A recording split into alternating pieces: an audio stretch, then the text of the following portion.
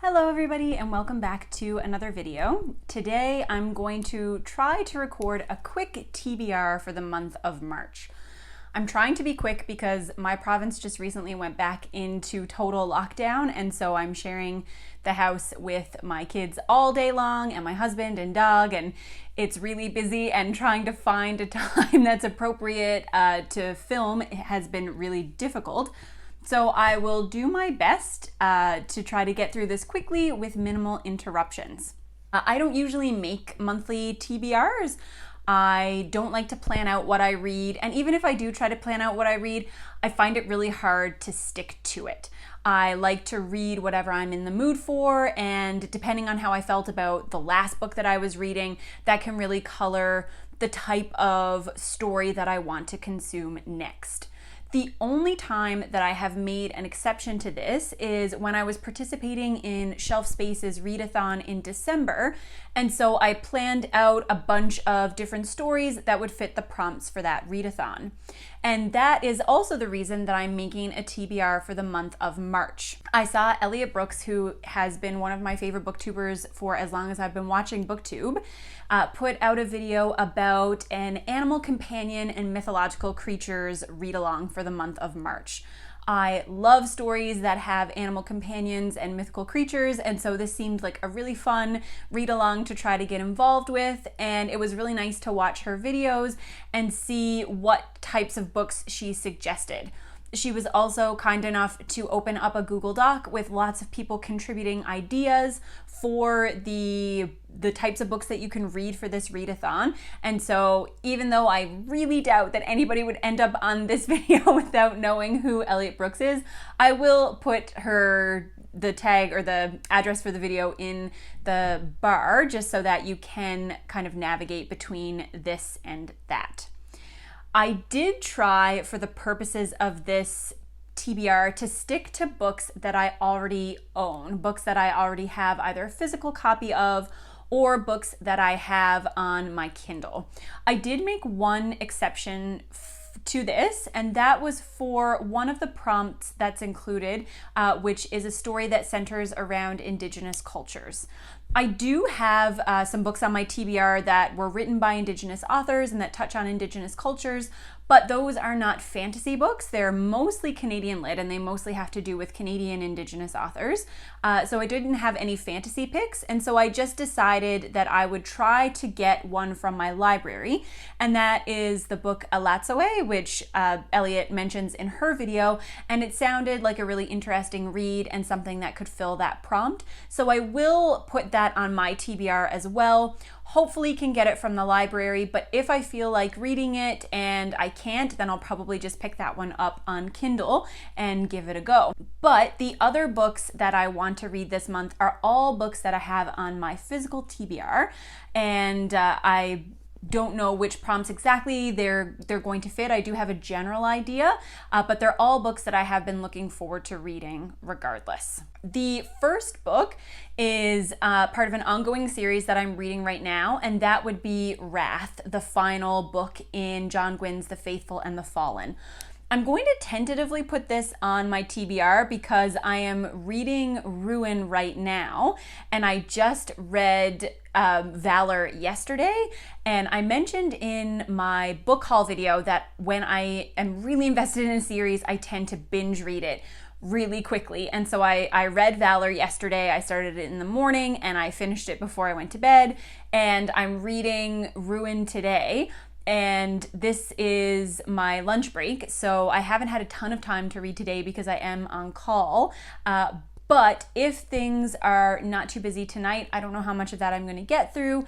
And then expecting it to last for the next 8 days is probably not going to happen. So unless I am too heartbroken to move on to book 4 right away, which is a distinct possibility, I will probably read Wrath right afterward. But if I am too sad and I want to give it a little bit of a breather, then I can finish up Wrath next month as part of this TBR. And of course, the Faithful and the Fallen series would meet a number of the prompts, including the European-inspired settings, creatures that are in the sky, creatures on land. So there's a bunch of possibilities for where Wrath could fit in. The next book is one that my husband gave me for Christmas 2 years ago, actually, and that is a YA book called Shadow of the Fox. And this is another one that popped up on that list of suggested reads from Elliot's channel. And this one deals with Asian-inspired themes, and it is a YA fantasy novel.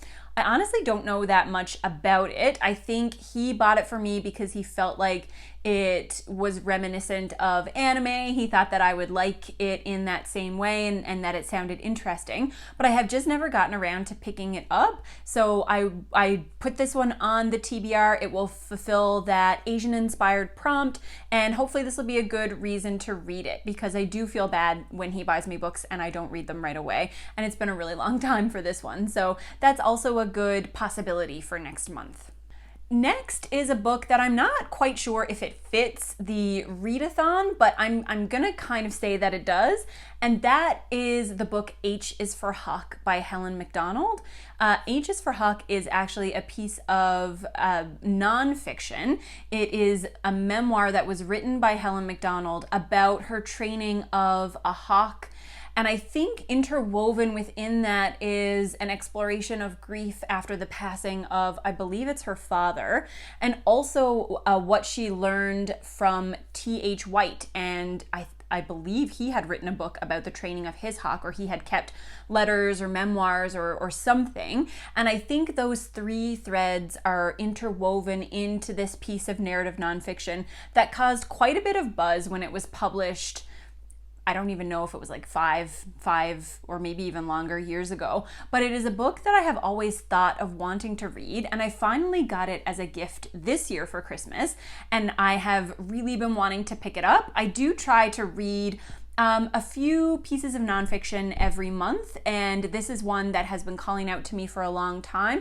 And I think there's still an animal companion. I mean, the hawk plays a fairly pivotal role in the book, and I don't know if this needs to be fantasy or not, but I'm going to put it on the list anyway, and I'm going to say that it could definitely qualify for the mental health prompt and for the sky prompt. So I'm gonna go with it and see what happens.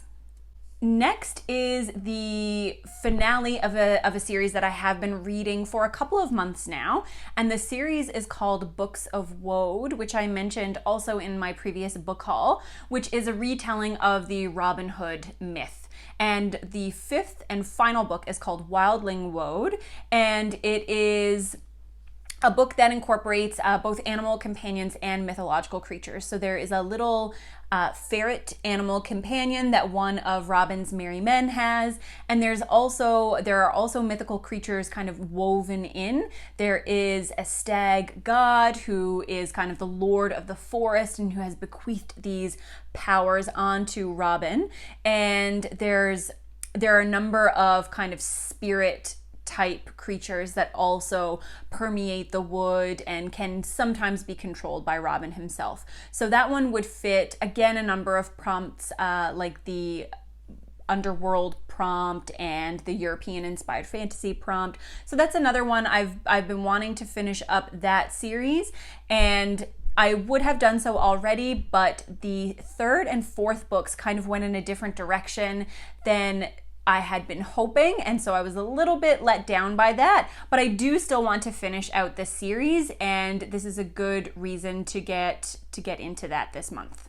Next, I have a couple of dragon-inspired fantasies that I've been wanting to read for a little while. The first one is Dragon Mage by M.L. Spencer, which is a new release for 2021.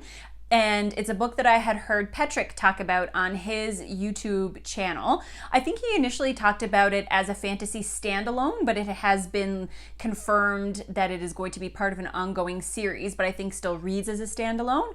And this has to do, I think, with the Chosen One trope. It's kind of a farm boy coming into his powers. I know there are dragons involved. Again, I'm not going to give a full rundown summary of the book, but Patrick had mentioned that it was a book that he really liked, and I think Patrick has great taste in fantasy, so I'm really interested in reading it. And I always do a list of 2021 or a list of new releases for the year and try to pick those up and read them so that I don't fall too far behind. And that is one of the books of 2021 that I was hoping to get to. So I'm hoping that that will fulfill a couple of the prompts. I think there is an emphasis on mental health in that book, and I believe it's a European inspired. I'm not actually sure, but when I think Farm Boy and Dragons, my mind tends to go toward European fantasy, which is my own bias, and it would be lovely if it was a different setting, so I'm open to that. If anybody has read it and they know, then please let me know. But I am looking forward to reading that one.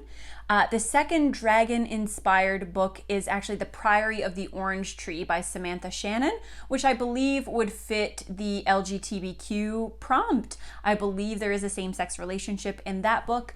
Again, I don't tend to read, obviously, I don't tend to read the summaries of the books that I pick up. I usually pick them up based on the recommendations of people whose tastes I really admire and who have liked the same books that I have liked in the past. So I just take it for granted sometimes that I'm going to like these books. And to be honest, I have fairly eclectic taste. I like a lot of things.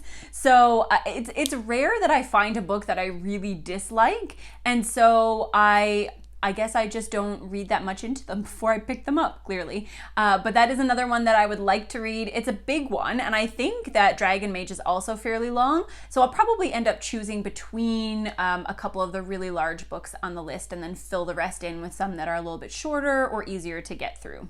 The last book that I'm going to put on my TBR is one that I wanted to read based on a previous video. So I had made a video about nostalgic books that I really loved as a young fantasy reader, wondering if they would hold up today.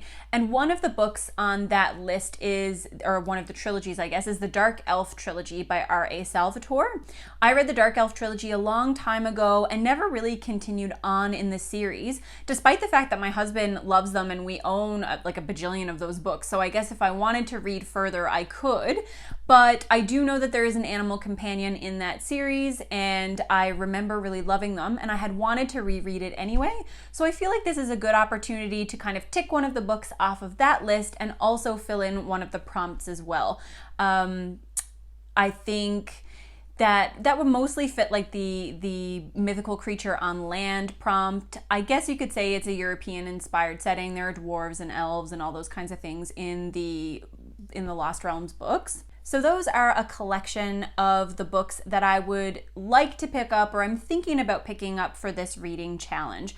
Again, I was a little bit limited because I wanted to stick with books that I actually physically own, because I do have a fairly heavy backlist that I'm trying to read my way through this year, and I was hopeful that I could find a bunch that would fulfill some of the prompts. I'm really looking forward to this, and I'm happy that Elliot took the time to put this all together. I'm really looking forward to watching some other people's videos and seeing what they read for the month of March. And if you have read any of these books or you have any other suggestions, then please let me know, and I'll see you in another video soon.